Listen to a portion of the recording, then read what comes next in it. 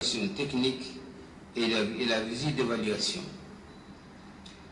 Le président de la République, son Excellence Mme Marguerite, n'a pas manqué de rappeler, lors de la signature de ce mémorandum, que la République de Djibouti était prête et disposée à entamer le processus d'auto-évaluation dans les domaines notamment celui de la démocratie, de la gouvernance politique, celui de la gouvernance dans la gestion économique, celui du développement socio-économique et enfin en matière de gouvernance des entreprises. C'est d'ailleurs à ce titre, puisque les avancées et acquis engrangés par notre pays dans tous les domaines sont notables.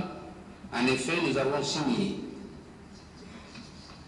et ratifié les principaux instruments régionaux et internationaux en matière de promotion de la démocratie et de la bonne gouvernance.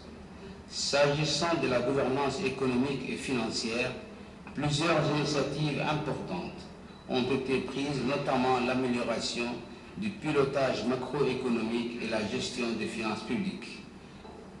Parmi les réalisations dans le domaine juridique, il faut noter la ratification de la Convention internationale importante telle que la lutte contre la corruption avec la mise en place d'une autorité de lutte contre la corruption ou encore celle créant une agence multilatérale de garantie des investissements. Le renforcement de l'éthique et de la transparence dans la gestion de la chose publique à travers la redynamisation des structures de contrôle ainsi que plusieurs autres réformes en matière de finances publiques.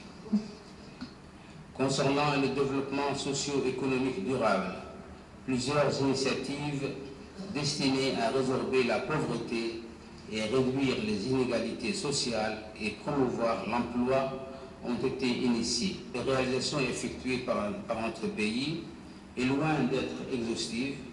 Je tiens à rappeler que cette approche de gestion introduite en Afrique avec le MAEP, qui vise à évaluer et favoriser l'amélioration des performances des pays participants dans plusieurs domaines, rentre dans la droite ligne de la vision du président de la République, son Excellence Ismaël Omar Guelleh, et sa perception de la gestion de la chose publique.